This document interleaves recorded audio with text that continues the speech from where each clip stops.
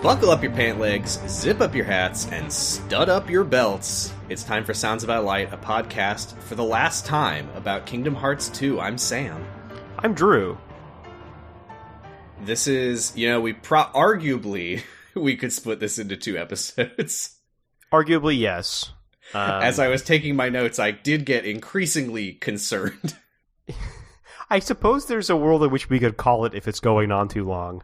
Yeah, we could. But on the other hand, I looked and I saw that this would be our 13th episode, and I said, ooh, how thematic. Oh, that's perfect. Yeah, never mind. So, yeah, we have to do... It doesn't matter how long this episode is. Yeah. Did want to say that I was a proud owner of a stud belt from my junior year of high school through, I think, like my sophomore year of college. I never had one. I don't think that I thought I was cool enough. That was really my only foray into a... I don't know what you want to call it at the time, an emo accoutrement. Uh-huh. And yeah, I don't know. I doubt it looked as cool as I thought it did. Well, I think it all gets pulled together if you have the cherry on top, just the littlest bit of visible tummy. Occasionally, probably. It worked for Riku. Yeah. What a style. Yeah. Well, let's get right into it in case this episode ends up being 4 hours long. They are at the world that never was, the castle that never was, more specifically. Sora calls out to Kairi, but in the most classic Kingdom Hearts 2 Mickey fashion, Mickey tells Sora to shut the fuck up. Yeah, it was funny because I was like, oh great, it's the thing where he just runs in and yells people's names, but then Mickey immediately calls him out. So I'm like, okay, cool. Glad we know that's not what we should be doing. But Mickey shushes him, much like he did in Ansem's computer room, and then Mickey runs off, and then Donald loudly yells, wait, and Mickey doesn't care about that at all. Yeah, he's okay if Donald Duck dies. He specifically wants Sora to shut the fuck up. Yeah. Did you like Naminé and Kairi's comical run? Well, that's how I run when I'm absorbing my nobody. I don't think that it would have looked as silly if one of them did a girly little run, but them holding hands and doing the exact same girly little run together as they escape. They're the same person, kinda. So they run the same. Yeah, and it makes sense, and it looked very, very cool. It's very cool. I mean, Kairi becomes a badass this episode. I don't know how she's gonna maintain that reputation if she's doing a run like that. It's just the confidence to do a run like that while being a badass. But Saïx appears. I didn't know until the other day that Saïx's voice actor is Shadow the Hedgehog. Oh yeah, sure is. Yeah. Now that you say that, once you realize it, it just slots right into place. He should have been the one with a gun then. No, how dare you talk about taking Zigbar's gun away from him? He's Well, dual wielding. He's dual wielding. He's got a needler. Saïx could just have an AK-47. I have the power of AK-47. But then he wouldn't have his giant honking sword. It is a pretty cool honking sword. It's a pretty cool sword. Saïx does one of his favorite jokes here because Kairi basically says, I'm not gonna do what you tell me, and Saïx says, if I had a heart, this would be where I'd die of laughter. He's just further proving that nobodies don't understand how hearts work or what hearts do. Yeah, if I had a heart, I'd die of laughter, and I'd probably stop farting so much. We nobodies have no heart and no funny bone. That's right. But when we assemble Kingdom Funny Bone, we will get all of our funny bones back. If I had a heart, I'd be really good at skateboarding. Did you like when they arrive outside of the castle and they look up in the sky and they see the big yellow heart-shaped moon and they go, Kingdom Hearts! And then they turn a little bit and there's a big yellow crying laughing emoji in the sky? Yeah. Yeah, I did. It is always it feels weird when they say the name of the game. It feels like they shouldn't do that. There's a very powerful line in here somewhere where one character says like, "What just happened?" and another one just replies, "Kingdom Hearts." Yes, very powerful. Getting a little meta. Yeah. But then Riku appears, hood up as always, and he kills all of the nobodies that Saix has summoned. And Namine calls out to him and calls him Riku, and Kairi says, "What? What? It's Riku. We see his new Keyblade. Riku's got a Keyblade." Yeah, it kind of looks like his old sword with a little bit of a key on it. Yeah, it's called Way to the Dawn, which is a reference, of course, to him telling Diz that he's a light dark centrist at the end of Chain of Memories. Right. And yeah, it looks like Soul Eater, but there's like, yeah, a wing coming off to make the quote unquote teeth of the key, Mm-hmm. but also the guard. I actually never knew this until I was doing a little bit of research the other day. The guard of the Keyblade is one demon wing and one angel wing, and those are the very same wings from the guards of Oathkeeper and Oblivion. Fun fact. Okay, because he's your angle and your devil. Okay. Riku truly could be your angle and or your devil. Yeah. He then slams Saix against the wall, which I did like to see. Yeah. Riku is very cool in this part throughout, basically. He also does a Dark Firaga, which he sort of Kamehamehas it. Yeah. It's Kamehameha adjacent. But yeah, he slams Saix into the wall, and Saix just smiles and then like opens a corridor of darkness and just gloops through the wall. It's pretty funny. That was a good move. Then Kairi pulls his hood off and says, "What the fuck?" Yeah, and this is, they get into it some more. It is strange that embracing darkness makes him just look like Ansem, but not act any differently at all. Riku, puberty has really, I mean, it's working for you. Let's be real, but Sora's definitely it's definitely that year. It's like 8th grade where Sora comes back from the summer, and there's like 2 kids that look like Ansem, and then like, Kairi's gotten taller than him too, and he just has not hit that growth spurt yet. I will say on the subject of him becoming Ansem, I don't know if you remember exactly what was going on here, but basically the explanation from Chain of Memories is that the darkness in Riku's heart, Ansem kind of took root in it. Mm-hmm. So basically, in order to access the darkness at all, he has to sort of tap into the little residual bit of Ansem, is what's going on. No, and that makes sense. It's just funny that it doesn't... Does it? Yeah, I think so. It just Look how far you've come. Yeah. I mean, in this world, it makes sense to me. I think it's just more like, it's weird to me that he can get that and not act like Ansem in any way.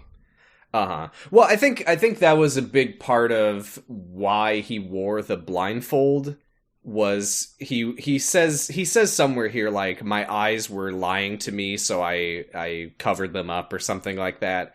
So he's like, if I'm going to let Ansem's power envelop me in this way, I will know that I can trust the one thing that would never lead me astray, my powerful Toucan Sam nose. Yeah, this place must really stink. Oh my god, it's gotta smell terrible. Good thing they stopped talking about it and never will again. Except for kind of in some secret Ansem reports. Yeah, well, nobody read those except for me on this podcast. True. But yeah, it's nice to see Kairi and Riku together, because obviously, since we're following Sora all the time, it's easy to forget that the two of them are also friends. Yeah, they know each other. But yeah, I liked the little detail that when she takes his hood off, he like can't make eye contact with her in his Ansem form. That was nice. Yeah. I don't get why he's so embarrassed by it, but yeah. Well, I guess, well, never mind. I guess if you think about, like... This is the evil man who possessed him and tried to kill Kairi. Yeah, I guess it's like, if to save my friends I had to look like Hitler, I'd feel kind of weird, I suppose. That sounds like a right-wing, like, oh, so you're saying that if a Make-A-Wish child had a gun to his head and had to dress like Hitler to save his friends... And that's why no one will debate me. And there was a meteor falling to Earth, and the only thing that could repel it was me wearing a Hitler outfit. And that's why I have the Hitler outfit. And that's just in case, if that day should come. And I like to wear it sometimes as practice. Yeah. That was a character. Neither of us feel that way. Sora and friends arrive on a big rectangular platform that I assume Xemnas built for boss fights. We're going to have a lot of boss fights in here, so we got the contractors in, and they built the boss fight chamber.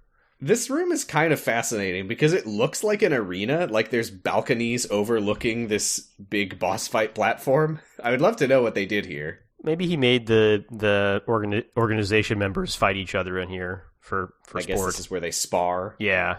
Or they make maybe they make Dusk's fight, and the Dusk that wins the tournament gets turned into a regular nobody. It's part of poker night. They bet on Dusk fights. Oh my god. The idea that a Dusk would get promoted and we find out oh, that's where Demix came from. Oh no. The little Dusk that could. That guy that gets the guy that dies in Kingdom Hearts 1 becomes the first Heartless you see. He gets promoted. The thought of one of the organization pulling off his hood and it's that guy. Jesus. Oh. Someone needs to make a mod of that. I would like that. But it won't be me, because I don't know how. Me neither. Saïx is on one of those balconies and tells Sora that Kairi is catching up with her friend from the darkness and doesn't need Sora anymore. And Sora... I love that they try to, manipulate Sora. You said you watched the Xemnas boss fight. Yeah. Did you... There was a lot of, Xemnas combat dialogue where he was saying, can you really trust Riku? Yeah, I heard a lot of that, yeah. And Sora just is not at all susceptible to that, but they always try it. It doesn't make sense to do to Sora. He would never believe that.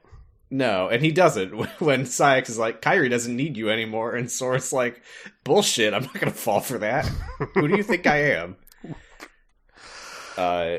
There's a clown moment. Sorry, the game fucked up. This is one of the few Kingdom Hearts clown moments where something just straight up doesn't make sense. Because Saïx is like, we don't need you anymore. Kingdom Hearts is done. Now all we need is for you to kill some more Heartless to complete Kingdom Hearts.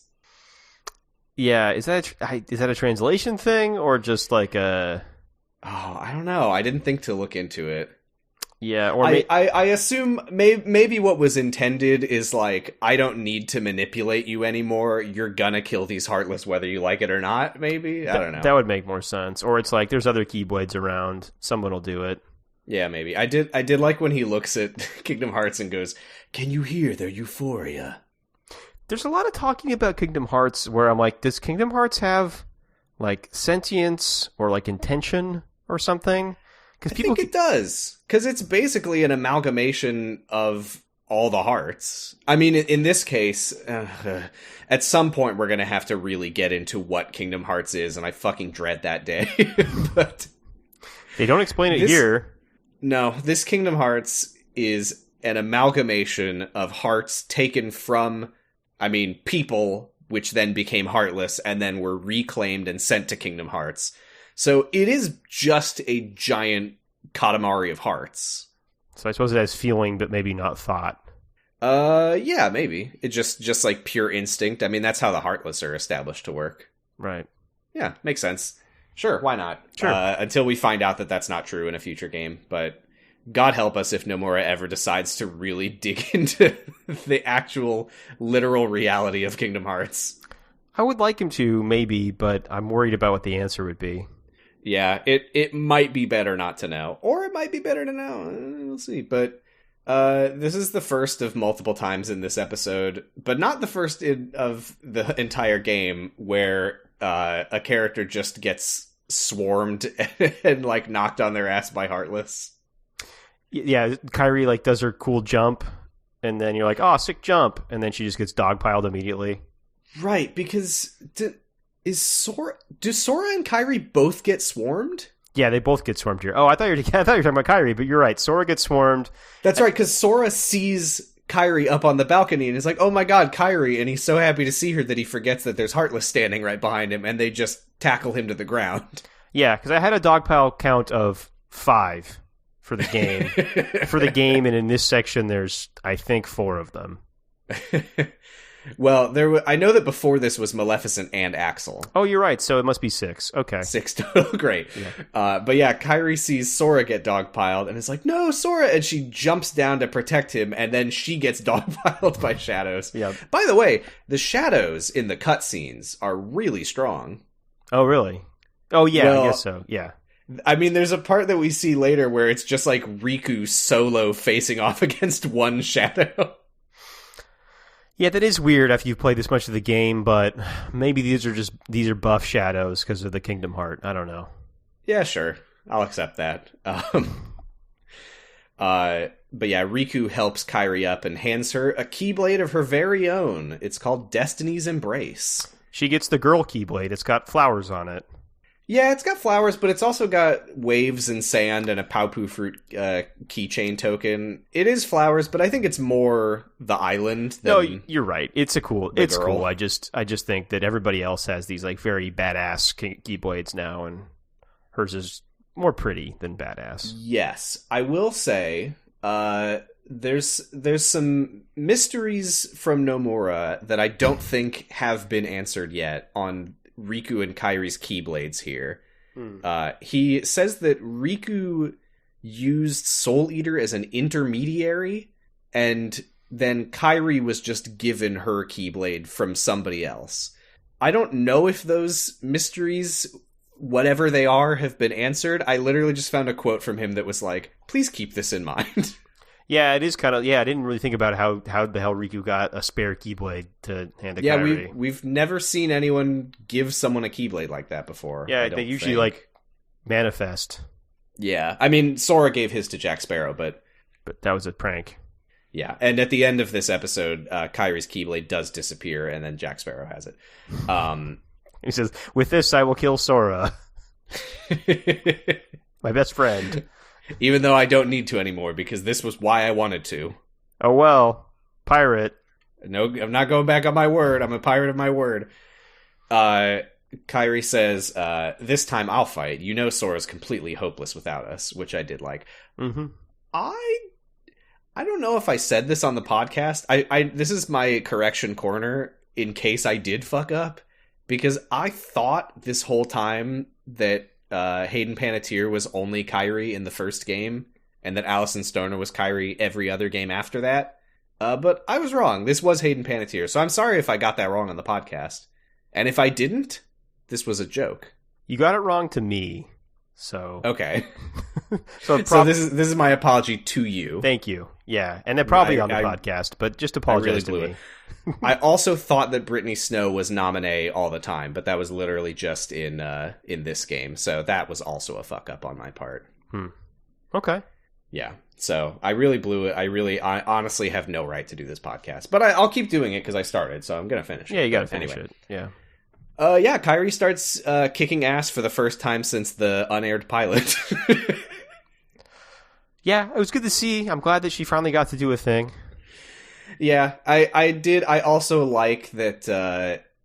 I think it comes across in the animation that Kairi's fighting style is not as experienced and refined as Sora and Riku's. I thought that was good. Yeah, no, it shouldn't be, and that's good, because we haven't seen her train, so she can't fight, okay? She does fight, she just isn't good at it. Right, but she has to be bad. So I'm just doing the Star Wars nerd thing. Oh, right. Of course. I don't actually believe that. That was me just, channeling the chuds. We need to do less of that on this podcast. Sure. And yet... Oh, speaking of Star Wars... Oh, no, sorry. I was skipping ahead. We'll be speaking of Star Wars very soon. Yeah, we will be. Saïx, who is still up on the balcony, just looks across to the opposite balcony and sees Pete and Maleficent, and he basically just rolls his eyes and leaves. These fucking guys. What the fuck are they doing here? But Maleficent explains what the fuck she's doing here. She just says, this castle looks really epic. I've been looking for an epic castle. Let's have this one. Is this really her only motivation, to have a cool castle? For now, that is basically what she's trying to do. She's just trying to land on her feet. That's fair. She did die.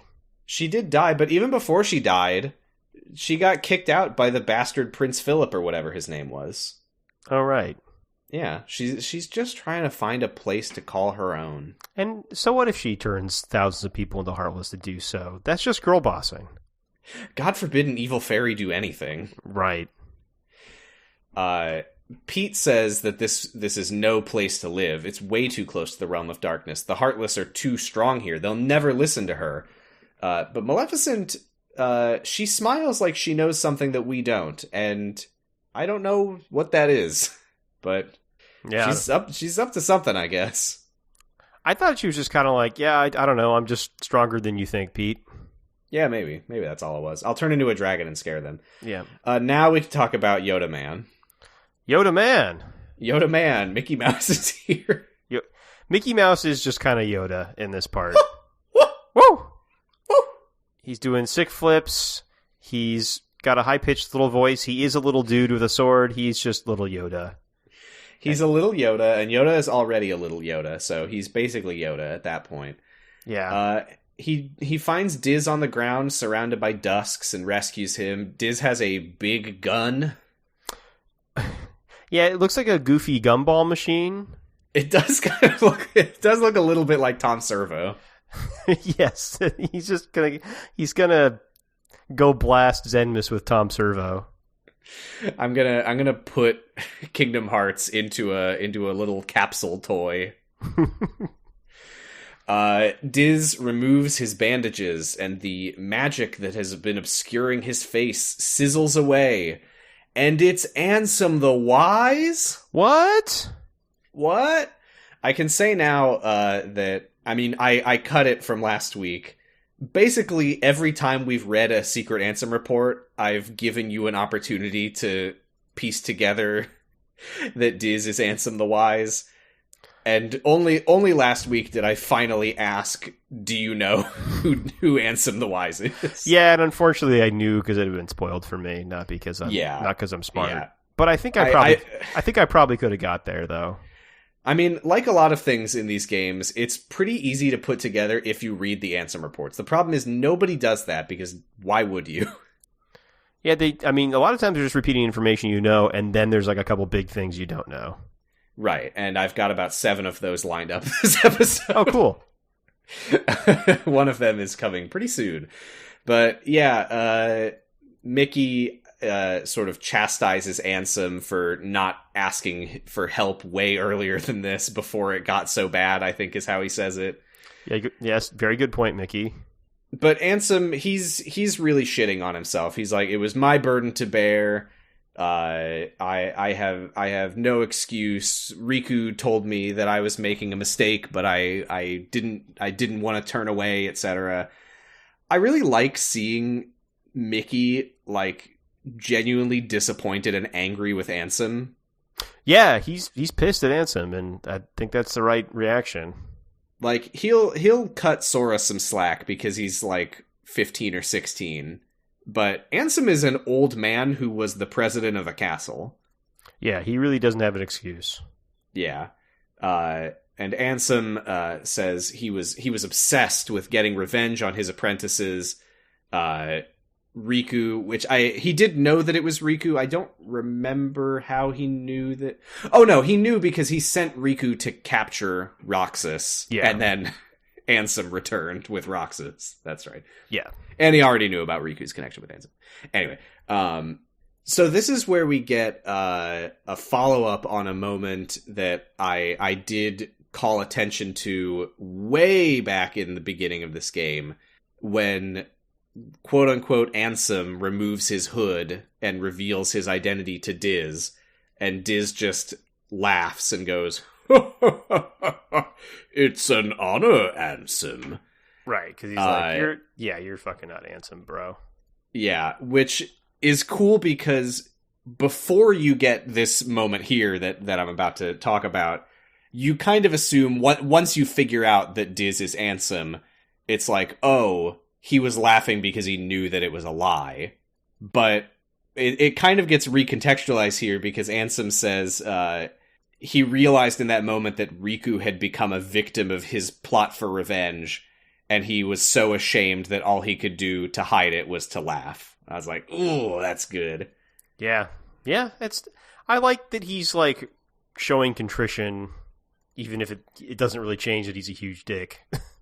Yes, because he's been on this revenge quest for, I think, like, 10 plus years now. Yeah, it's a long time. And, yeah, I think spending time with Riku and Namine, and even a little bit with Sora and Roxas, has sort of made him realize that his quest for revenge is kind of fucking up the lives of all of these young people. Yeah. Yeah. And I mean, he, it's... You understand why he's angry. Yes. But it doesn't really change anything. His apprentices did send him to hell. Yeah. For telling them to stop being evil. That's right. But he says that it's time for him to make amends to these young people whose lives he's torn apart. And he picks up his big weird gun. Yeah. It turns out it's not really a gun. It's not a gun, but when you don't know what it is, it kind of looks like he's saying, I'm gonna go fucking blow Xemnas' head off. In a way, he's kind of aiming for that. I guess he is. Sora undogpiles himself, and he sees Kairi fighting side by side with Ansem, and he's like, What? Yeah, I mean, he kind of always assumed he'd have to protect her, and so it's new for him. Yeah. But Xigbar interrupts, and there's a very weird exchange here where Xigbar goes, have you been a good boy? And Sora just ignores that and says, show yourself, and Xigbar goes, oh, sounds like you haven't.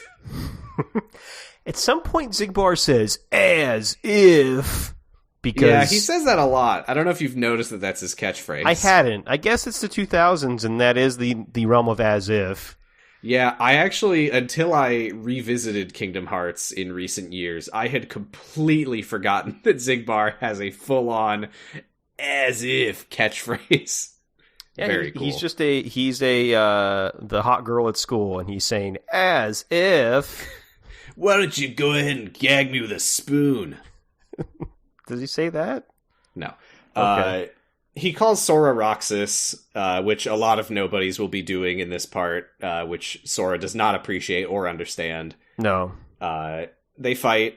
I did send you videos of all the boss fights for this part because the powers are pretty wild compared to Larxene has lightning. Xigbar, if you remember, his affinity is space. And his weapon is gun. That's why he's got the Needler from Halo, because it's space. Because he's from space. Yeah. Well, he uses his affinity for space to literally stick his hands through portals and shoot from other places that he's not standing. It's pretty cool. It's pretty cool. He also, if I remember correctly, sometimes he just, walks upside down in the sky. Yeah. Yeah, it looks like a fun fight. I think his is honestly the least interesting power, but it still looks neat. Oh, that's surprising. Or do you mean mechanically or just conceptually? Actually, you know what? I just think that Luxord's is the most interesting to me. It doesn't get much more interesting than that. Yeah. Did you catch one of Xigbar's battle quotes, which is, "R for reload"? I did not. Oh, he's... Crackpot Corner. Yeah. Xigbar is a first-person shooter character from an obscure, long-lost Square Enix title. Could be. Yeah. He's not actually a Final Fantasy man. He's from some other video game. That is such a bizarre, fourth wall breaking thing when Kingdom Hearts normally doesn't. I mean, the whole series is sort of a fourth wall break, but never that literally. Well, you don't ever get to see the face of your Call of Duty character. Maybe he's a Call of Duty character. That's right, it's me, Soap McTavish. I was going to say Soap. Isn't that I feel like that's the name in every Call of Duty game. It's just a couple of them. And Soap, and Captain Price. Soap and Captain Price. Those are, I think, the only names I could name. I remember McGregor, I think, was in Call of Duty 2. He was my boy. Oh, I remember Mason because of the numbers. I remember Vasily Koslov. Oh. I played a fucking lot of Call of Duty 2. Yeah, I mean, I don't know. It was the style at the time. That was just what you did back then. Yep. Anyway, they fight. Sora wins. He asks Zigbar, why did you call me Roxas? And Zigbar just laughs and dies. Yeah, are they fucking with him, or are they just forgetting? Or are they I think they're just fucking with him. Or are they just trying to talk directly to Roxas, who they know is inside of him? I think that they are literally just trying to piss Sora off so he'll keep killing Heartless. It's weird and confusing, though, because one would think that since their whole goal is to create Kingdom Hearts and get their hearts back, one would think that they have some element of self-preservation. Clearly not. They all just want to get murdered.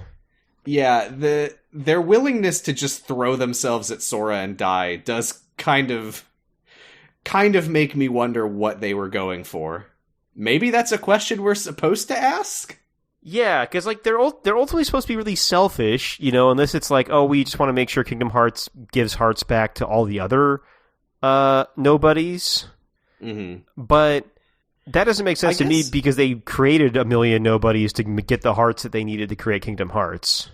I guess it is worth keeping in mind for that question that not every organization member is so chill about dying. Like, Vexen really didn't want to die. Axel only sacrificed himself for Sora. Larxene, I remember, was really, really pissed off about dying. So, yeah, I guess it's not all of them. These ones in particular seem pretty chill about it, though. They're the ones that kind of seem to care more about fighting than living. Actually, you know what? Saïx is really not happy about it, come to think of it. Because Saïx has goals. I think Zigbar just didn't really have goals, and Luxor's just a weird gambling man. Just a weird pervert. Yeah. Yeah. With a very interesting transformation-related kink. Yeah. I'm glad those dice... We'll get there very, very soon. Yeah. So Ansem and Mickey go to they're on a balcony above the balconies above the balcony, and they're like looking down at Kairi and Riku fighting Heartless. This is where we see Riku just like really facing off against one shadow. Yeah, it like dodges out of his way and stuff. Yeah. Secret Ansem Report 3. Whoa.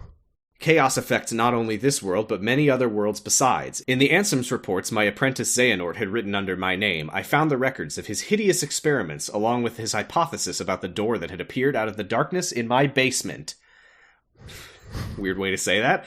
All living things have hearts, and all hearts hold darkness deep within. Worlds are no exception. If a world is a being, the heart it holds must be colossal, and the darkness at its core must be monstrous indeed.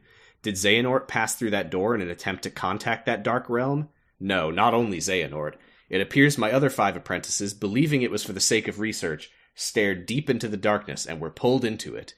Evan, Ienzo, Braig, Dylan, and Alias. They have ceased to be human. I too have had everything taken away from me, banished to a hollow realm of nothingness. What is Xehanort hoping to gain with my pilfered existence? Will my people cease to smile?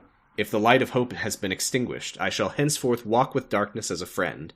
Here, in the realm of nothingness to which I have been relegated. Darkness in the midst of nothing. Darkness in zero. Thus, I shall be known as Diz. Discarding the stolen name Ansem and going in search of revenge. Okay. Alright. I guess That's so fucking cool! I don't know if I think it's that cool, but it makes more sense now. It's a Disney reference, but oh, wait, Darkness in Zero. Oh, because it's Disney. Yeah. Diz. Yeah. Okay. Did that never occur to you? No. Nope. Oh, okay. Well, that's fine. Yeah, what did we learn here? I think the trouble with a lot of these Ansem reports is that I gave you a lot of this lore in Kingdom Hearts 1 when I wasn't supposed to know it yet. Right. But yeah, I think this is the first time we get most of the apprentices' names. I think he mentioned Ienzo in another one before, but we got names. We got Diz. Yeah, we got. I mean, yeah, it is why he named himself Diz, and then it is. I suppose you probably haven't heard all their names before like that. Yeah, I'm pretty sure there was one report where he said like spurred on by my youngest apprentice Ienzo. Yeah, but I don't think we had heard any of the others' names before. No, I don't think so. That's that one. I've got a bunch more where that came from, so I tried to read it pretty fast. We go up to the roof of the castle, where Kingdom Hearts is absorbing more and more hearts by the second, and it looks pretty fucking cool. It does look kind of cool. I really like the big, like, super bright yellow moon with... I think we see, like, the little sort of glittering pink hearts floating up to it. Yeah. And Xemnas is just celebrating like a sicko. I mean, he's winning, so, yeah. He's earned it. And Saïx appears and asks if he can end this charade. And Xemnas says yes. And Saïx smiles like a lunatic, which is a joke about the moon, which is his power, haha, and goes to kill Sora. What charade is he ending? Does he just mean, I'm going to kill Sora and stop Sora from doing stuff? I think this is one of those lines that no one can quite agree on what it means, but I think what he's referring to is the mask is coming off here. Like, every time he's interacted with Sora, he's been pretty distant, very, very calm and like level-headed, but also very like cold. Oh, I think this is where Saïx is saying, "Sir, permission to go absolutely apeshit." Right, because his whole thing is like he goes berserk and stuff. Yes, that is his fight mechanic, is going berserk. Okay. Yeah. How can somebody without emotions go berserk? That's a great question. Mm-hmm. I guess the answer to that is that in this case, berserk is not an emotional state. It is a Final Fantasy status effect. Yeah, it's just it's more of a physical state of being. Yeah, I mean, when he does it, I don't know if you got a good look at it in the fight video, but he does, like, he goes really weird. Like, his eyes glow yellow. He really like loses himself in it. It's pretty freaky. Yeah, he does a big combo afterward. He sure fucking does. Sora and friends catch up to Kairi and tell her how badass she is now. And Sora, this is nice. Sora, like, he starts to apologize for not coming home before this, but Kairi just hugs him. Aw. I like that. Yay. And Riku, who, again, still looks like Ansem, Seeker of Darkness, just says nothing and pops open a corridor of darkness and starts to leave.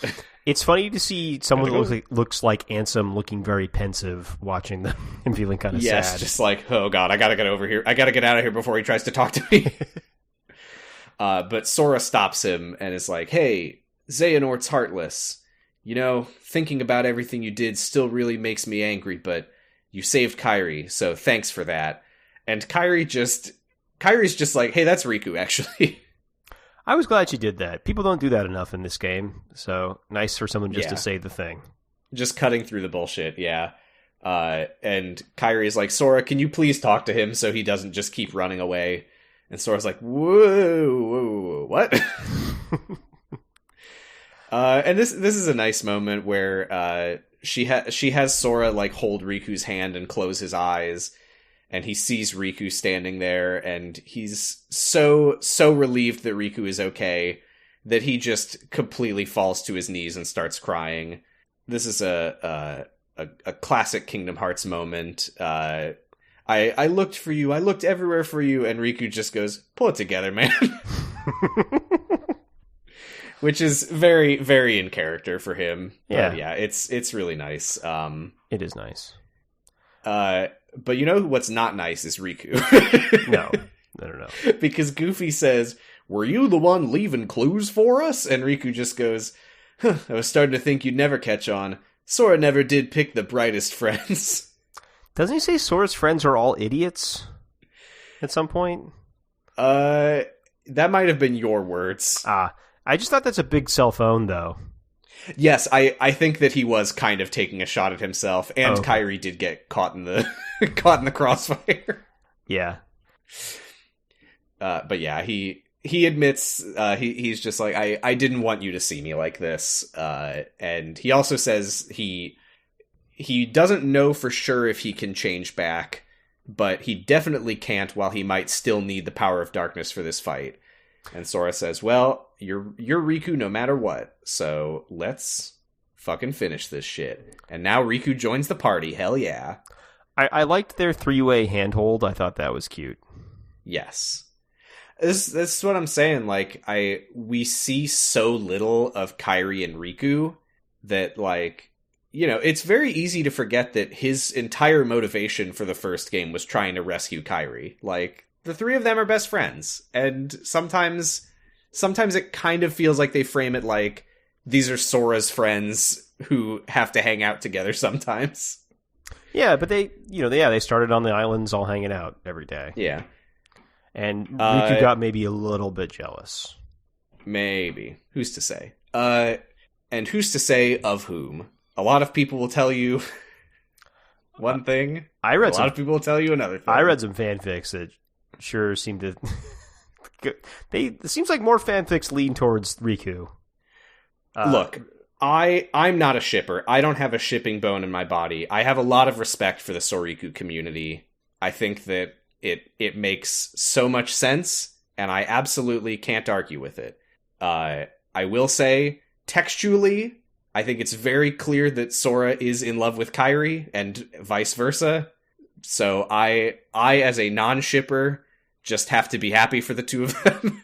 Yeah, I mean, have fun and ship, but it's very clear what the story's actually saying.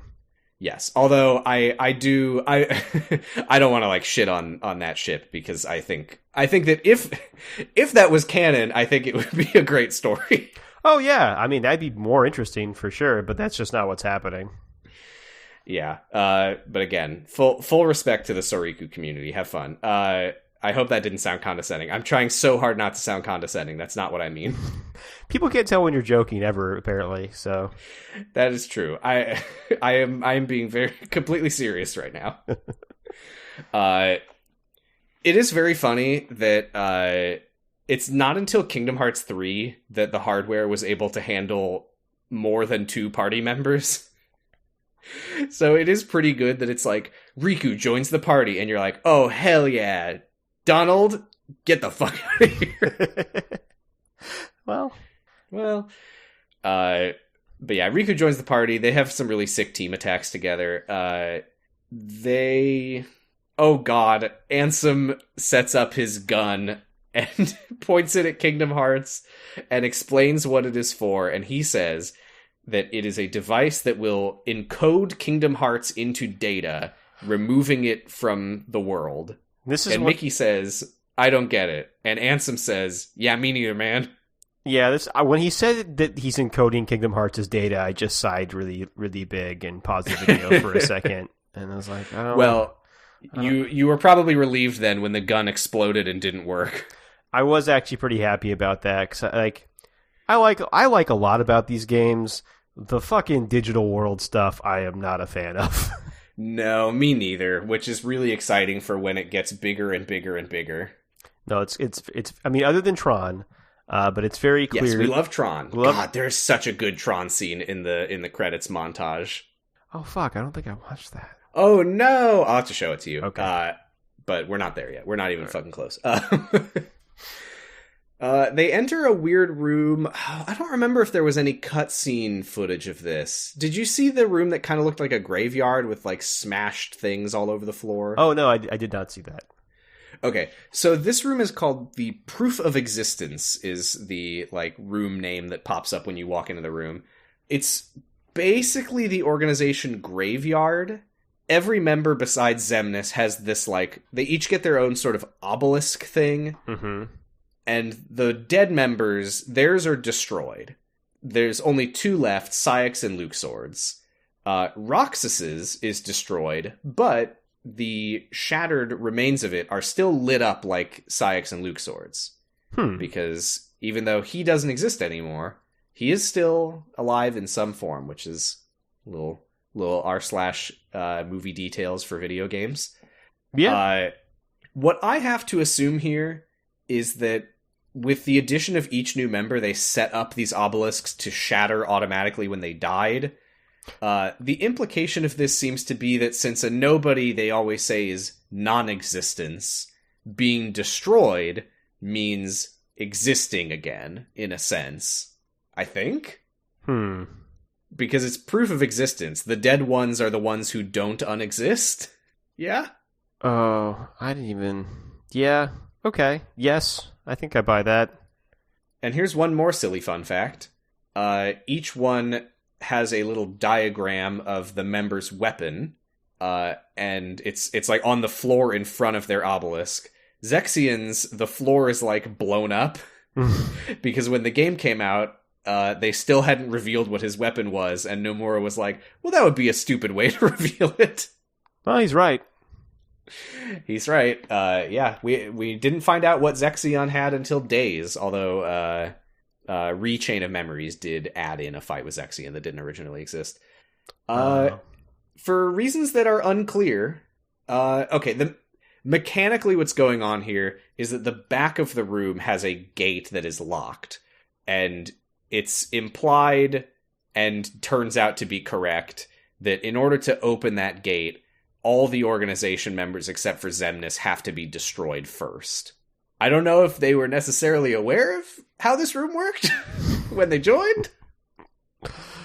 Yeah, that seems like I wouldn't be on board with that. Xemnas is like, Sykes, can you come here? We're setting up your obelisk. And you're like, what does it do? Don't worry about it. Okay, boss. Put on this not heart monitor. Why? Don't worry about it, I said. I just want to make sure you're okay at all times. There, it's lit up. Isn't that nice and pretty? Good. Well, get back to work. I'm gonna go check my email. I have to pay this invoice for these self-destruct... I mean, yes, the heart monitors. For reasons that are absolutely, there is no way in hell that there's any lore explanation in mind for it, the obelisks also function as portals to take you to boss arenas. I don't know, maybe that was Xemnas' plan. Like, hey, when the time comes, any organization member who Sora hasn't killed yet, he can take the portal to you and kill you there. Yeah, because I want you all to die. I want you all dead before I win. I don't know. I really don't expect to ever get a future game that like really delves into what the hell was going on here, because why would that happen? But I'm also fascinated by this setup. Yeah, sometimes things are just there because it's a game. Not in my Kingdom Hearts. No. Until it's not. Until later it's like, oh wait, no, that was totally a thing. Good news though, because it's time for Luxord. They take the portal to fight him, and the first thing he does is he summons a bunch of giant cards, which trap everyone but Sora and just make them vanish. And the second thing that he does is he turns Sora into a die. Sure does. I guess, you know what? No matter how this fight goes, at least Luxord can say that he made Sora die. Oh. He also turns himself into a card, so it's not just Sora that gets to have a fun time. Yes, he does love to turn himself into cards. This is the silliest gimmick fight you'll ever see with the coolest soundtrack. I fucking love this boss music. I believe it's the 13th Struggle is the name. So fucking good. I might open this episode with it. I really just don't get the whole replacing your health bar with a time bar that just works. Yeah. It's functionally a health bar.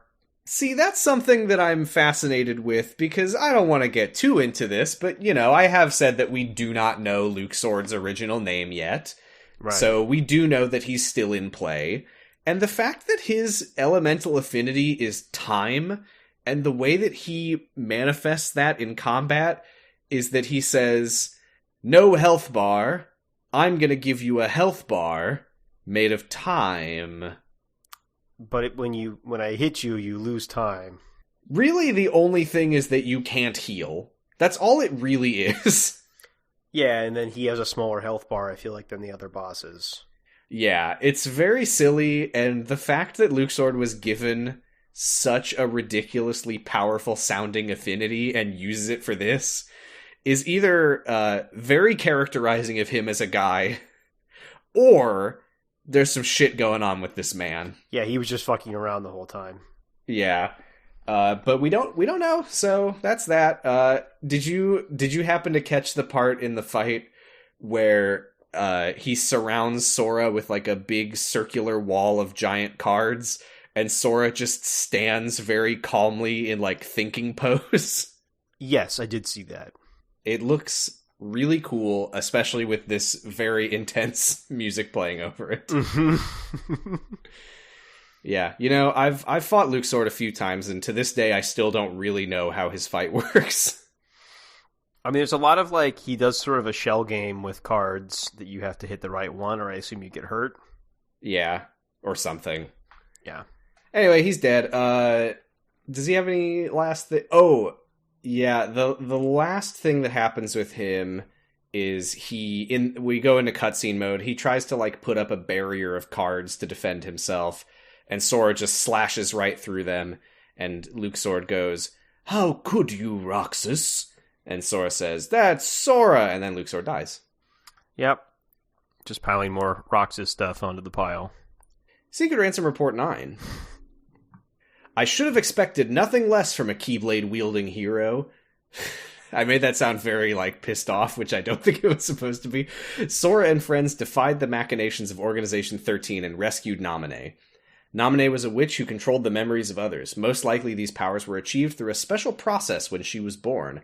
Naminé is a nobody created when a young girl's heart left her body, yet she has no corresponding heartless. This is because the young girl, in this case, was a princess. Kairi, a resident of Radiant Garden over which I had ruled, was one of the 7 princesses that uphold the realm of light. With no darkness in her heart, Kairi produced no heartless, and instead of vanishing, her body remained in the realm of light. In other words, both the nobody called Naminé and the heartless, proof of a lost heart, are extremely unstable beings who lack the bodies needed to produce a nobody. Therefore, they also lack Kairi's memories. One reason for this may be that Kairi's heart did not return to the darkness when separated from her body, but rather migrated to another vessel deep within Sora's heart. That is, Naminé is an alter ego of the Kairi who has directly interfered with Sora's heart. Could this be why Sora and those hearts connected to him were able to have their memories controlled? She is a non-being in the truest sense of the word, having not even become a nobody, and with nowhere left to go, she is but the most fleeting of shadows. Not even become a nobody. I don't think we mentioned it, but when she's, like, escaping with Kairi, we do see that she's, like, already sort of fading away. Like, yeah. She is very quickly losing her ability to exist in the world. Well, it's whenever she's touching Kairi, right, that she starts being, like, absorbed? Maybe. That might be what caused it. Yeah, that's a good point. I don't know. Here's something interesting from this report. Ansem refers to Kairi, the apparent Princess of Heart of Radiant Garden, as a resident of Radiant Garden. Well, she was originally, right? So she was. It's still very unclear what her place in the world was. Because, like, when her grandma was telling her story, she was in the castle library. Right. But the ruler of the world just says that she's a resident of the world. Oh, well, libraries are often open to the public. In the castle? Maybe. Yeah, I don't know. It's also interesting that there's a castle, but Ansem is never... I don't think he's ever referred to as, like, the king of Radiant Garden. Was he not? Was he not called the king in, like, the first game? I don't think so. I think they only ever say, like, the ruler of the world. Well, that's basically saying that he's king. Sure. It just makes me wonder if maybe there's... I don't know, like, Ansem was sort of the president/dictator, and then there's, like, a royal family? I don't know. Okay, sure. Yeah, I could buy that. Yeah, we don't really know anything about that stuff, but yeah, I think a lot of people playing these games for the first time sort of start to wonder if Kairi is a princess and she's from Radiant Garden, a lot of people I've heard, although this never occurred to me when I played, but I've heard a lot of people start wondering in Kingdom Hearts 1, oh god, is Ansem her dad? And no, it seems like they are completely unrelated. No, I don't. Yeah, I never got that impression. Yeah. So I don't really know how she fits into the world of Radiant Garden, but maybe we'll find out someday. Well, next they go through... Oh, yeah, just real quick. To me, princess doesn't seem like it has to do with being royalty. It's like a metaphysical reality of the world or something. A pure of heart type deal. Yeah, because Alice from Alice in Wonderland is not a princess. She's just an important pure of heart girl. Yeah, I feel like she's the one... Well, no, I don't know. I was going to say she's the one, like, major anomaly, but, like, Cinderella's not a princess until she marries the prince. Yeah, exactly. I don't even remember. Is Snow White a princess in any way? I haven't seen Snow White. She is the royal family, yeah. She is the princess. Okay. Yeah. But, yeah, at the very least, Alice shows that you don't have to be literally a princess, as in a member of the royal lineage, to be a princess of heart. Although I do always wonder if Alice being a princess of heart was kind of a oops, we had to change something kind of situation. I've always had that vibe, but I don't know. Why's that? I don't know. It always felt like it was supposed to be Ariel to me. Oh, because Ariel isn't? Yeah, because she's not a princess of heart, but she feels like she should be. Yeah, I guess I forgot that she wasn't. Yeah. Yeah, that probably is just like a Disney was like, you don't get that one. In my mind, and I think I kind of half joked about this at the time, but in my mind, I think it's always been just a matter of practicality.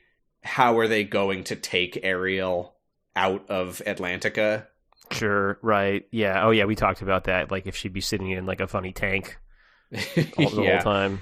So, yeah, I've always kind of assumed that behind the scenes they sort of had to rework things, and they were like, well, it's basically at that point going to be, like, Jane, Alice, or Sally.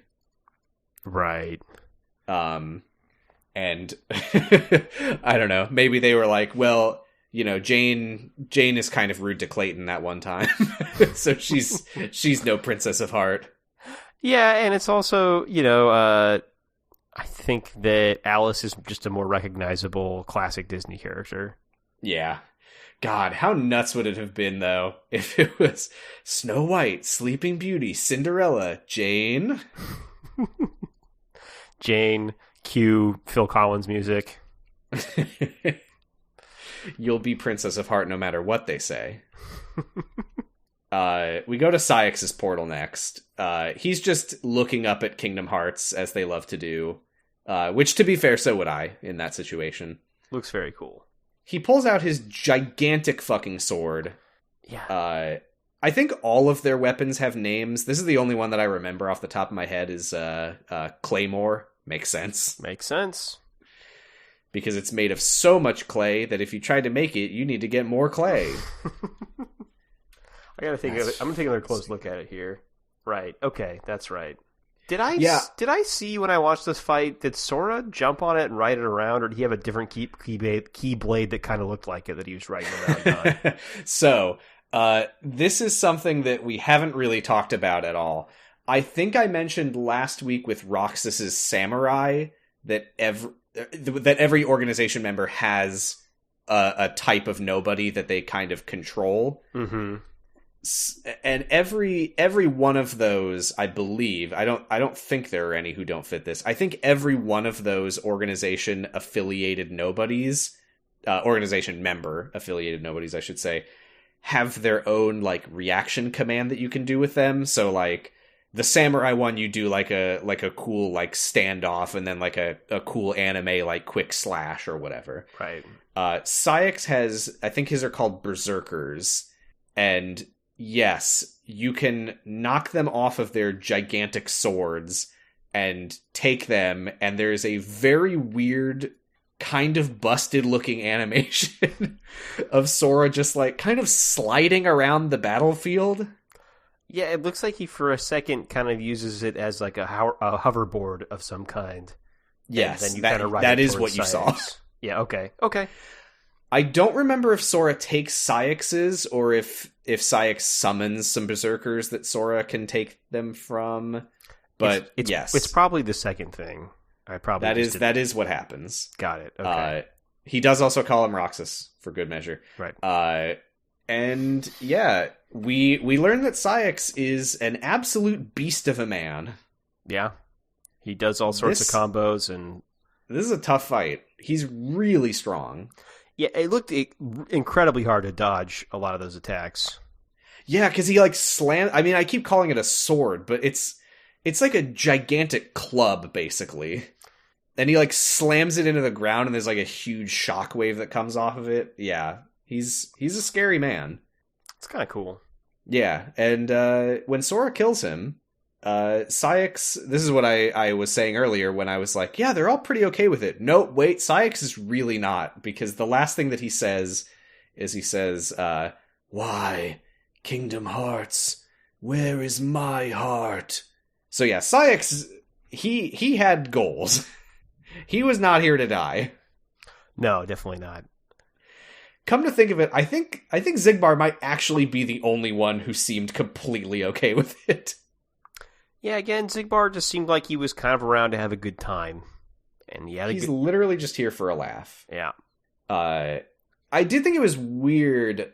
I think we were kind of talking about this before the podcast, but Sayax's, like, machinations kind of just don't factor into any of this. No, he just dies before really getting to try anything. Yeah. It never comes up once in the game. It does make me wonder if they just hadn't planned that when Days came, because lest we forget, Days comes out after this game. Right, that's true. So it is entirely possible that when they wrote all of this, Sayax was just the heavy, the right hand man. Yeah, I would buy that. There was enough going on in this game already. Yeah. But Sora finally gets fed up, having gotten his, I believe, 11th kill of his life, and turns to Riku and says, why the fuck is everybody calling me Roxas? And Riku just very matter-of-factly is like, oh, Roxas is your nobody, and you absorbed him into your heart. Wait, shouldn't Sora know this? He had a weird confrontation with Roxas just a little bit ago. From his perspective, though, I don't think it was ever really clear how that mysterious boy related to him. Okay. He said he just had a vision on the street. Yeah, he said some vague stuff. Why did he choose you? You make a good other. But, I mean, classic, very smart Sora. In this moment, we learn that he legitimately forgot he ever became Heartless. Yeah, he's like, I was never Heartless. Oh, wait. Oh, right, I did become a Heartless. I did do that. I did do that. Oops. But yeah, Riku says Roxas was working for the organization, but then he betrayed them. He betrayed Xemnas, and also he was extremely strong, and he's the reason that I had to turn into Ansem. We get the scene where Roxas fought Riku. We already know this. We already saw this, but this would have been the first time we would actually have seen it at the time. There's a lot of them alluding to the first time that Roxas fought Riku. I think I said last week, like, when did Roxas ever beat Riku? That must have happened and I just forgot about it. Yeah, there's an earlier fight in the game before the big I guess cool I just fight. completely forgot that happened. Yeah. But yeah, Sora says that he wishes he could have met Roxas, and Riku just points to Sora's heart, and Sora says, this is Kingdom Hearts. This is Kingdom Hearts. He should have stabbed himself in the heart again to let him out. He can't. He doesn't have a Keyblade of Heart. Oh, right. Well, go get Mickey's. That's not a Keyblade of Heart. It's a Keyblade of Darkness. Oh, okay. All right. As far as I know, as far as we've been told, Keyblades of Heart are a very specific and very uncommon thing, which is why in order to make one, they had to gather the Princess of Heart. Okay. Yeah. Secret Answer Report 12. Apart from Naminé, nobody's retained their memories of their time as humans, but Sora's nobody, Roxas, has lost Sora's memories. This is likely because Sora's time as a Heartless was short, having recovered his heart and returned to his human form soon after leaving behind Roxas, his nobody. It would seem Roxas is much like Naminé. Naminé is Kairi's nobody, but came into being via Sora's body and soul. Likewise, Roxas is Sora's nobody, but was left behind because Sora's Heartless regained human form using Kairi's heart instead of his own. I'm trying to do the math on that one. It may... Oh! No, okay. Okay, this makes sense. It may be that Sora's memories are slow to return because the half of him that is Roxas is still lacking. So Sora lost his heart. Kairi kind of used hers to give him a foundation for his being, but he didn't fully recover his heart until Roxas recombined with him. I think that makes sense. Maybe? Yeah, I don't want to think about it too much, because I might realize that it doesn't make sense. No, I think it makes sense. Okay, let's move on. It makes sense, like how Ansem's residue is in Riku's heart. I buy it. Well, speaking of things that make sense for Ansem to do, I must convert Roxas into Data and return him to Sora. I still don't know why I still don't know why you did this. When you're writing stuff like that, I think you kind of just need to take... I feel like Ansem, he just discovered the data conversion technology, and he's just like, you know when you get like a label maker and you just start labeling everything in your house? Yeah, like when you get a data converter and you turn your dog into Data. That's right. That's right. He's labeling everything. He's partitioning his family's computer with Ubuntu, and he's turning everything in sight into Data. Yeah, and he's, as he says later, programming people based off of copies of their hearts. God, he was really on fine. One, and I still don't think it made sense for him to do that. Well, yeah. I mean, in this case, he literally just did it to have somewhere to hide Roxas, but... I still just don't... Just talk to him and say, hey, I'm gonna... whatever. Well, that... I skipped over it, and we are in the middle of an Ansem report, but that's fine. I skipped over it, but Riku did say, like, I wonder if I even needed to fight Roxas, because looking back, I think all he really wanted was to meet you. So... Right. It is possible, although this would have been incredibly out of character for Ansem, the nobody hater, that they could have just talked to Roxas, but I don't know. Even then, would Roxas necessarily be down to just be like, yeah, that's fine. I will just stop existing. He got there eventually, but yeah. Very begrudgingly. Yes. As a member of Organization 13, it was exceedingly difficult to bring Roxas in. Having lost to Roxas once, Riku laid everything on the line and used the power of darkness in their second battle, only just managing to bring Roxas back with him. But Organization 13 grows ever nearer. Here, Twilight Town is where Roxas was reborn as a nobody. This is where Roxas first encountered Organization 13 and joined its ranks. They are bound to search this place thoroughly. First, I shall convert all of Twilight Town into Data. You say that like it's such a normal thing to do. Yeah, the thing we would all do in this situation. First, I shall convert all of Twilight Town into Data and construct a world duplicate in Sora's memories. I shall place Roxas within that world to live out his days and regain those memories. There is little time. The organization's schemes must be making steady progress as well. It's a lot of shit you just said, Ansem. Yeah, I mean, I just hear the data and I just start getting sleepy. That's what happened to Roxas. Oh yeah. They go back to the proof of existence. The gate is open. They did it. Woohoo! The kill switch has been engaged. They go up to the roof of the castle where not quite up to the roof, but closer to the roof. Ansem the Wise is continuing to try to digitize Kingdom Hearts. The data gun is starting to shake, and he just kind of laughs at himself. He's like, I can't believe I ever thought this would work. It's really funny that this is how everything comes together, is Ansem fucked up by being too confident in his ability to do stuff with hearts. With data. Tron, he loved Tron way too much, and he thought that he could do anything with data. He should have had Tron make the machine. Oh, Tron would have made a perfect machine. He's our perfect boy. He is. But yeah, he basically says, like, my simulated Twilight Town, I programmed people to imitate people with hearts, and that worked.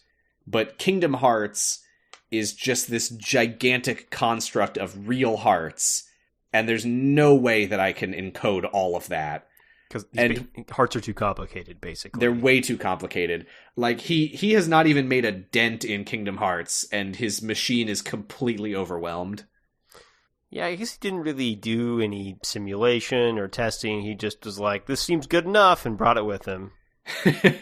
Well, he is very open about the fact that this was a desperate move that he has no idea if it was ever going to work. That's true. But yeah, he says that when Kairi connected with Roxas, that was when he knew that hearts were more than simple systems that could be encoded into data, but he just couldn't accept it. Yep. And as soon as Sora was back, he finally understood that there was no way that all of his research-based, data-related plans were ever going to work. And he tells Mickey to back away before the machine explodes. And Sora and friends arrive, and he tells Sora, the rest is up to him. He says, Roxas, if you're there, if you can hear me, I'm sorry for everything. Xemnas appears and just briefly taunts him and calls him pathetic. I think he says, like, how convenient to have all of my worst enemies here at once. Yeah. He's really having a good one. This is a really cool confrontation, though, because I get the feeling that Ansem, he would love to face off against the apprentice who betrayed him, but he just doesn't really get that satisfaction because Xemnas is a nobody, so he can't really like have this heated confrontation that he has always imagined, because he's just talking to an emotionless husk. Yeah, who he doesn't see him as that person, really. Yeah, like if he had met like Ansem, Seeker of Darkness, the Heartless of Xehanort, I think that maybe he could have gotten what he wanted out of that. But yeah, Xemnas is just like, no, this is great. I've gotten everything I've ever wanted. You're at the mercy of your heart. What does he say? He says all you are is a jealous man, jealous of the apprentice who surpassed him. And we get a great Ansem line here, which is Xehanort, foolish apprentice of a foolish man. You have surpassed nothing, only proved how little we both know. I'm afraid that any world you try to create, any world of yours, would be an empire of ignorance.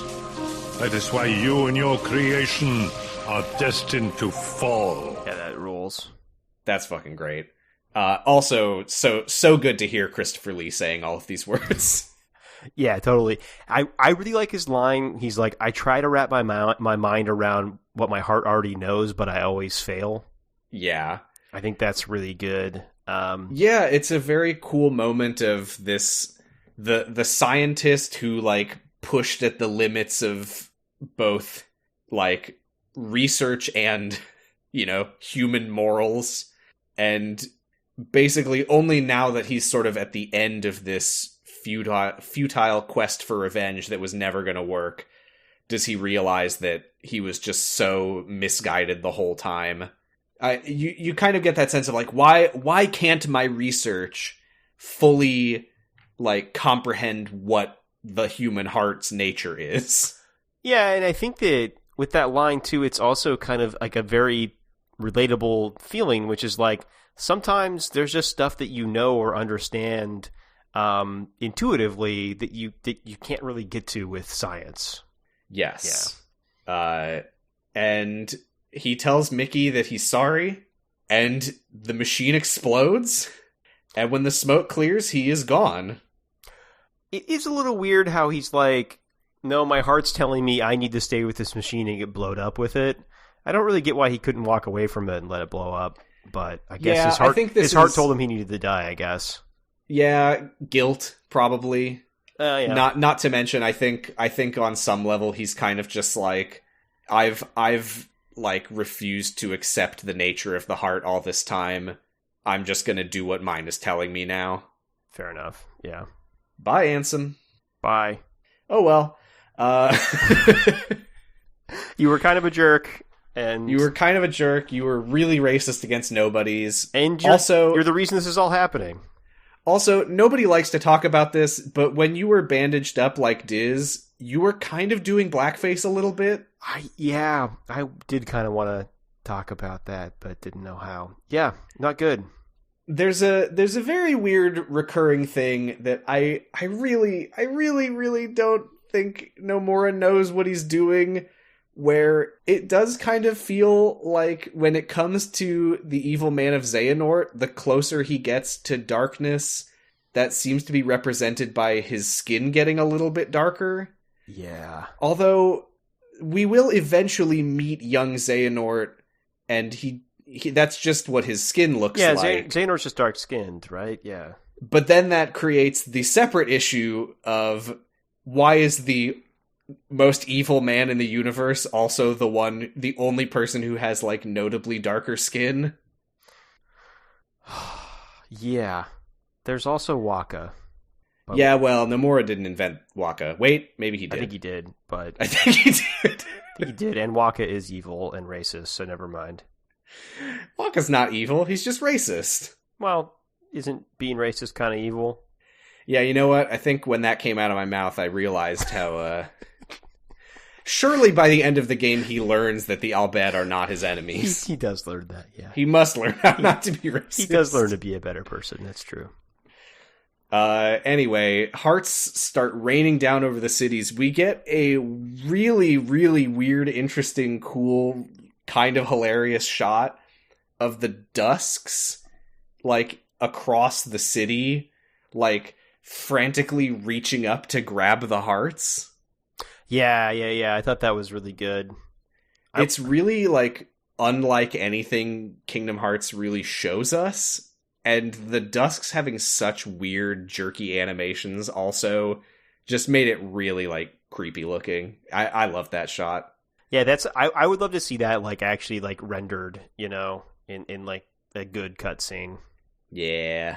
I was hoping they would transform or something. It doesn't appear that it had really any effect on them. Yeah, I think that what this is it's more showing that the Dusks want hearts of their own, and less that they are able to obtain them by, like, grabbing them and eating them. Fair enough, yeah. Because when the hearts actually hit the ground, they all just turn into Heartless. Yeah, that's right. That is what happens. Okay, yeah, because you get that really also cool shot of all the Heartless climbing up. Yes, just a gigantic army of shadows climbing up the castle walls. Meanwhile, when the smoke clears, not only is Ansem gone, but so is Ansem, the bad one, because Riku is Riku again. Yeah, the light explosion blasted the Ansem right out of him. And one of the most pathetic bits of writing I've ever seen is that Sora's like, whoa, how did that happen? And Mickey says, well, Ansem did say anything could happen. I felt like, yeah, and that's a very bad line, and it's also like, I feel like I got it. He got blasted really hard with light, and so now he doesn't have Ansem in him anymore. I honestly never even thought about it that far. Mickey's line was such a, I don't know, that I was just like, I don't know, it's like when you get startled and stop having hiccups. I don't know.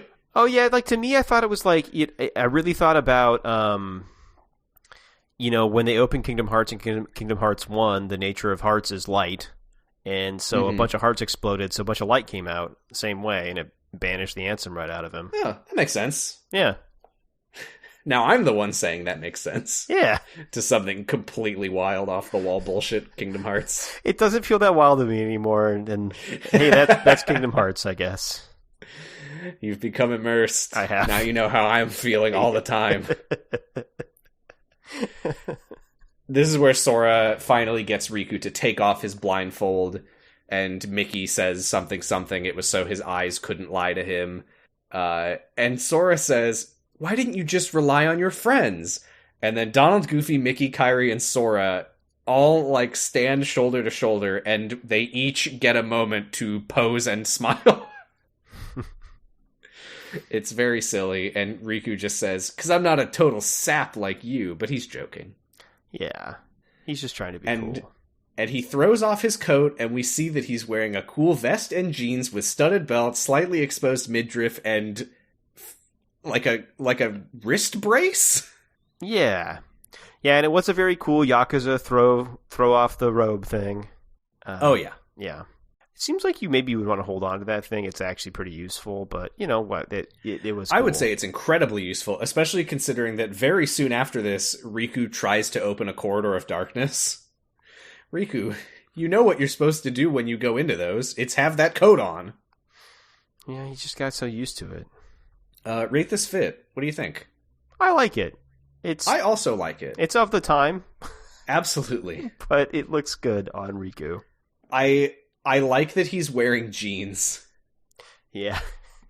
It's far and away the most normal thing we've seen anyone wear in Kingdom Hearts, which really goes to show how ridiculous the outfits are. Yeah, it's true. Yeah, I was thinking about that too. I remember I was looking at Kairi's outfit at one point, which is like actually fairly normal, but her shirt does have like 3 vertical zippers on it. Yeah, it's mostly made of zippers. Yeah.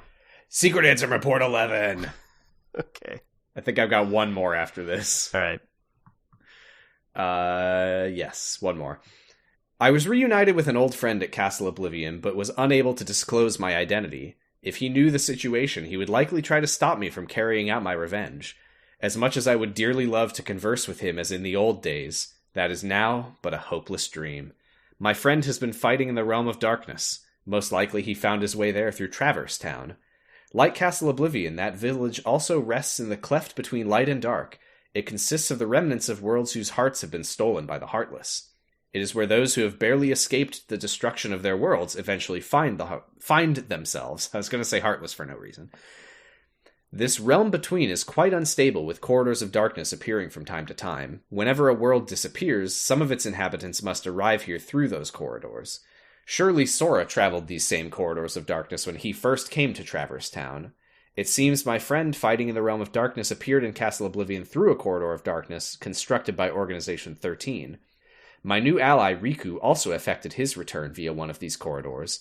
He swore to me that he would give his all for his best friend Sora. In fact, Sora's memories have been slow to return. Thus I have asked Riku to bring me another Sora, his nobody. Sora is indispensable if I am to achieve my goal. I require the Keyblade-wielding hero to fly through the realm of light and defeat Organization 13. We never actually learned how Sora ended up in Traverse Town until now. Yeah, that's true, we didn't. Because we know that Traverse Town was destroyed by a dark side, so I guess it makes sense, because he goes flying into that darkness ball in the sky. Maybe that was a gigantic corridor of darkness that sucked in the entire island. Oh yeah, could be. That's my guess. Cool to think about. Yeah. Also, this kind of explains the question of why couldn't Ansem just have recruited Roxas? Because he needs someone who can exist in the realm of light, which we are continually told that nobody's can't, even though I still don't know what the basis for that is. We see them there all the time. We do. Maybe it's a matter of stability. They can't be there for too long. I don't know. I don't know that we will ever get an answer on that. Maybe, again, it's just him being a nobody racist. He just really doesn't want to work with them. Yeah. They get swarmed by shadows again. Hundreds and hundreds of shadows. And shadows are very powerful in cutscenes, so this is bad news. But Maleficent and Pete appear, and she says, "Go deal with Xemnas." And there's a moment here where I think she says something to Pete "You're gonna fight these Heartless with me" or something, and he says, "Frankly, my dear, I'd rather run." Yeah. Pete... Was that supposed to be a Gone with the Wind reference? I think that's just how he talks. Frankly, my dear is such a wild thing to say to Maleficent. It is. You know what? I don't think I want Pete to die anymore. He's been fun the last couple times I saw him. Yeah. Although, again, I do want him to get out of this relationship. Yeah, this is a bad relationship.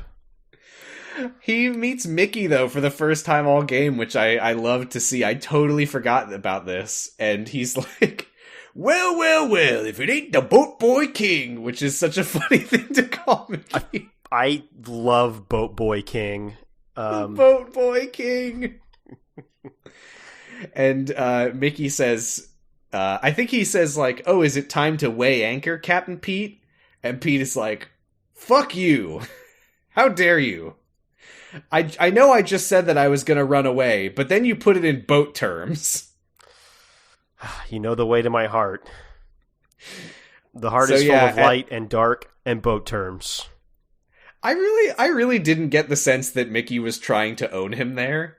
Mickey felt very sincere. It honestly felt like Mickey was just kind of acknowledging Pete as his former boss, as his former captain. Pete's just very insecure. He's incredibly insecure, and the fact that the boat boy king, his former steamboat driver, who has since become the king of his realm, when he sees him, he suddenly has something to prove. So he does go back to helping Maleficent. Yep. Which is, I guess it's nice to see Pete stand up for himself, kind of backwards, but he does do it. It's growth, I guess. Sure, let's go with that. Yeah. But Maleficent says yet again, she's like, make no mistake, I'm not your friend. I just want this castle, so go kill Xemnas. Yeah. Oh, that's right. We get another moment, like with Ansem exploding, where Sora's like, I don't like this, and Mickey's like, don't interfere with what their hearts are telling them to do. Haha. Yeah, some really weird philosophy from Mickey, which is like if someone's following their heart, he won't get in the way. Never stop someone from following their heart, no matter how evil they are. Okay, we are making the executive decision right here, right now. Numbers be damned.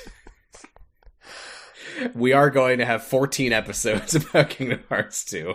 Yeah, it'll be Secret Ansem episode 14. That's right. Or 0. I'll go back and renumber all of our episodes, starting with 0. Perfect. Then we did it.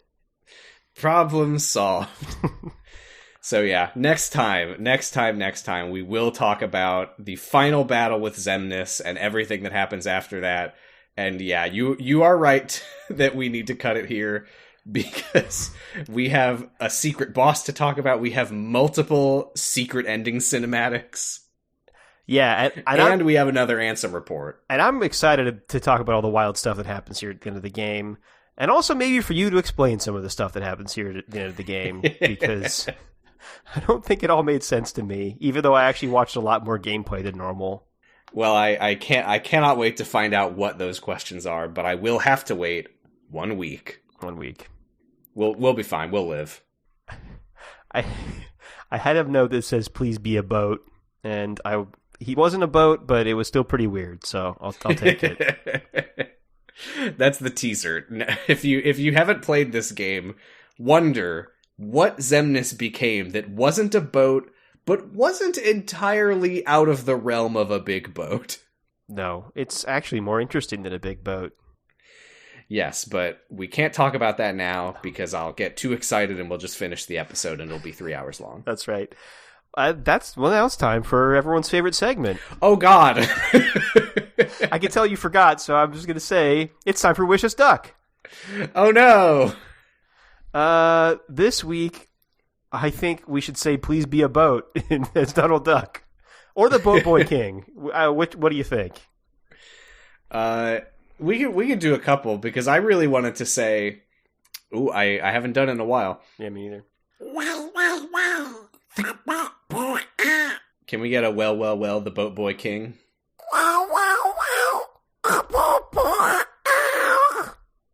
That's not bad. I think that's one of your better ones. I think I'm close to a breakthrough.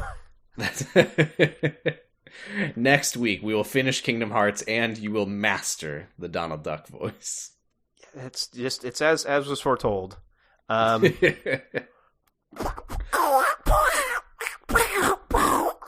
Nope. Oh.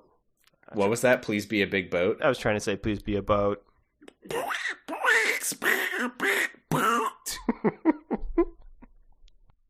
I like the idea of Donald wanting to see another big boat. God, he loves a boat. He's a little sailor. He was just hoping to find another boat. Didn't happen. Well, We didn't intend to end it here, but we will. We will be back next time to talk about the end of Kingdom Hearts 2, plus some cool extra shit. We will talk about Lingering Will. Get excited about that. I've never fought him, so don't expect me to have any gameplay notes on that. If this is where you were coming for walkthrough tips. It looks hard as hell. It looks impossible. But yeah, for now, you can find us on co-host at Sounds About Light, Twitter at Sounds About Light. I'm on co-host at Positive Stress. I'm on co-host at Achilles Heelys. Anything else? What are we doing on Doctor Who? We're going to be watching a Peter Capaldi Doctor Who episode called The Forest of the Night, I think. I don't know anything about it. I hope it's good. Maybe. And on 0 to 0, we are going to be watching some more Fant Four Stick. We got to part 2 of 3 of Blade Trinity. Blade Part 3, Part 2. Not good. It's not a good movie. It's not a good movie. I think that the moment that everyone has asked if I've seen it yet is coming up next time. Okay, good. But for 0 to 0, next time means 2 episodes from now. Yeah, it's not a good movie for someone that doesn't like Ryan Reynolds. Well, 0 to 0 is not a good podcast for somebody who doesn't like Ryan Reynolds, because the man has somehow, without any charisma or charm, carved out a space in the world of superhero films. Damn. I mean, I think I like him more than you do, but I'm not, a lot of people do. But I'm not going to argue. No, nor should you. No. Anything else? No. Thanks for listening. Thanks for listening. Thank you for bearing with us as we geared up for a extremely long episode and then only made a very long episode. Yeah, I think the best is yet to come, but just you wait. Oh, God. I don't know why I thought that we'd be able to get through this much in one episode. I thought we could, too, and then it was just like, it's not happening. So it's not happening. No. Well, kudos to you for your restraint. And like we say at the end of every episode...